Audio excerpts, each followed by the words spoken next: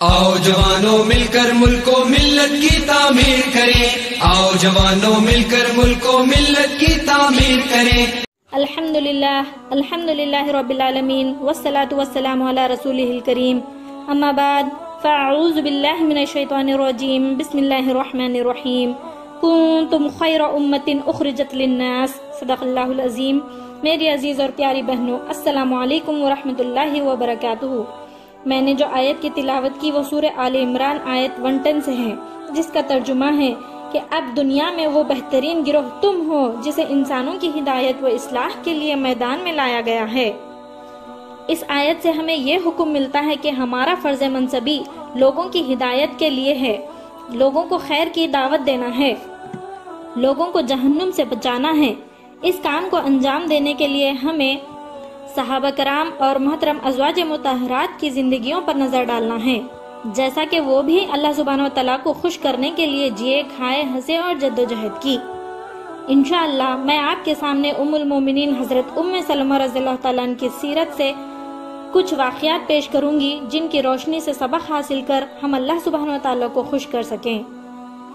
ماں باپ نے ان کا نام ہند رکھا تھا، والد کا نام ابو امیہ تھا جو قریش کے خاندان مخزوم سے تھے، اور والدہ کا نام عاتقہ جو خاندان فراس سے تھی۔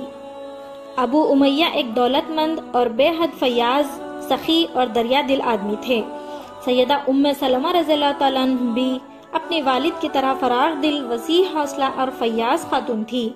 ام سلمہ رضی اللہ تعالیٰ عنہ کا نکاح ان کے چچا زاد بھائی ابو سلمہ سے ہوا، جو نہایت سلیم الطبع نوجوان تھے۔ جب رسول کریم صلی اللہ علیہ وسلم نے تبلیغ حق کا آغاز کیا تو ام سلمہ رضی اللہ تعالیٰ عنہ اور ان کے شوہر ابو سلمہ اپنے قبیلے کی مخالفت اور دوسرے مصائب کے باوجود دونوں نے اسلام قبول کر لیا، اور انہیں سابقون الاولون بننے کا شرف حاصل ہوا۔ انہوں نے اسلام کی خاطر بڑی مصیبتیں اٹھائی، لیکن ان کے قدم ذرا برابر بھی نہ ڈگمگائے۔ اللہ سے دعا ہے کہ وہ اسی طرح ہمیں اسلام پر ثابت قدمی عطا فرمائے۔ جب ظلم حد سے بڑھ گیا تو آپ صلی اللہ علیہ وسلم کی اجازت سے وہ مدینہ ہجرت کرنے کا ارادہ کیے۔ تب ان کے پاس صرف ایک ہی اونٹ تھا، اس پر وہ اپنی بیوی اور بچے کو بٹھا کر کچھ قدم چل ہی لیے تھے کہ ام سلمہ رضی اللہ تعالیٰ عنہ کے خاندان بنو مغیرہ کے لوگ آ گئے اور کہا کہ ابو سلمہ رضی اللہ تعالیٰ عنہ تم جانا چاہو تو جا سکتے ہو، لیکن ہم اپنی لڑکی کو تمہارے ساتھ نہیں بھیجیں گے، اور ام سلمہ رضی اللہ تعالیٰ عنہ کو زبردستی اپنے ساتھ لے گئے۔ پھر ابو سلمہ کے خاندان کے لوگ آ گئے وہاں اور کہنے لگے کہ جب تم نے ام سلمہ کو ابو سلمہ کے ساتھ نہیں بھیجا تو ہم اپنے بچے کو بھی وہاں نہیں چھوڑیں گے۔ یہ کہہ کر انہوں نے بچے کو لے کر چلے گئے۔ اللہ اکبر، یہ کیسی مشکل آ گئی، یہ کیسا مشکل امتحان تھا ان پر کہ ام سلمہ رضی اللہ تعالیٰ عنہ اپنے خاندان میں رہ گئی، شوہر مدینہ ہجرت کر گئے اور بیٹے کو سسرال والے لے گئے۔ وہ بہت غمزدہ تھی، سارا دن رویا کرتی تھی، ایک ٹیلے پر بیٹھ کر گریازاری کرتی رہتی۔ لیکن کچھ عرصے بعد جب ان کو رحم آیا تو انہوں نے ام سلمہ رضی اللہ تعالیٰ عنہ کو ہجرت کا اجازت دے دی، اور انہوں نے اپنے بچے کو لے کر مدینہ ہجرت کر گئے۔ وہاں ابو سلمہ رضی اللہ تعالیٰ نے اپنی نیک سیرت بیوی اور بچے کو پا کر بہت خوش ہوئے اور سب سے پہلے خدا کا شکر ادا کیا۔ ہمیں بھی یہی کرنا چاہیے کہ جب بھی کوئی خوشی کا موقع ہو تو سب سے پہلے ہم اللہ کا شکر بجا لائیں۔ یہاں ہمیں یہ سبق ملتا ہے کہ جب بھی ہمیں اپنے فرض منصبی کو پورا کرنے میں کوئی مشکلات آئیں، جیسا کہ یہ فانی اور خوشنما دنیا اگر ہمیں بھٹکا دے، تو ہمیں ام سلمہ رضی اللہ تعالیٰ کو یاد کر لینا چاہیے کہ کیسے انہوں نے مصائب کے باوجود اپنے دین کو نہیں چھوڑا۔ ہمیں جب بھی فری ٹائم مل جائے تو ہم ٹائم پاس کرنے لگ جاتے ہیں، یا اکیلے ہوں تو گناہوں میں گھر جاتے ہیں، لیکن اس وقت جب ام سلمہ رضی اللہ تعالیٰ عنہ کو یاد کر لیں گے، جیسا کہ وہ اپنے شوہر اور بچے سے دور رہ کر بھی وہ کیسی نیک سیرت بیوی بنی رہی، ان کی سیرت میں کوئی بگاڑ نہیں ہوا، نہ ان کے دین میں کوئی کمی ہوئی۔ اللہ ہمیں ام سلمہ رضی اللہ تعالیٰ عنہ کی سیرت سے سبق حاصل کر کے اپنے دین پر قائم رہنے اور اپنی سیرت کو خوبصورت بنانے کی توفیق عطا فرمائے۔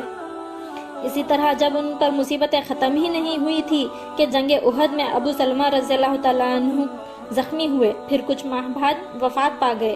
اس سے بھی ام سلمہ رضی اللہ تعالیٰ عنہ بہت دکھی ہوئی، بہت صدمہ پہنچا، لیکن اس پر انہوں نے صبر کا مظاہرہ کیا۔ اس کے بعد آپ صلی اللہ علیہ وسلم سے ام سلمہ رضی اللہ تعالیٰ عنہ کا نکاح ہوا۔ اس کے بعد بھی وہ اپنے پہلے شوہر کی اولاد کی پرورش نہایت شفقت اور توجہ سے کی۔ ان کی اس سیرت سے ہم یہ سیکھ سکتے ہیں کہ ہمیں سارے رولز اچھی طرح نبھانے ہیں. ہم کسی کی بیٹی ہیں، کسی کی بہن، کسی کی گرینڈ ڈاٹر، کسی کی کزن اور کسی کی نیبر بھی ہیں.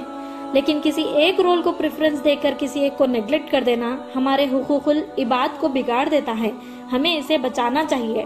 ہم نے جیسا کہ سیکھا، سلمہ رضی اللہ تعالیٰ نے اپنی پہلی اولاد کی تربیت بھی کی اور آپ صلی اللہ علیہ وسلم سے نکاح کے بعد اچھی زوجہ اور ام المومنین بھی بنی. پھر ہمیں بھی چاہیے کہ ہم اپنی زندگی میں بیلنسنگ کے ساتھ سب کے حقوق ادا کریں تاکہ ہم اللہ کو راضی کر سکیں. اسی طرح حضرت سلمہ رضی اللہ تعالیٰ کو حدیث سننے کا بھی بہت شوق تھا.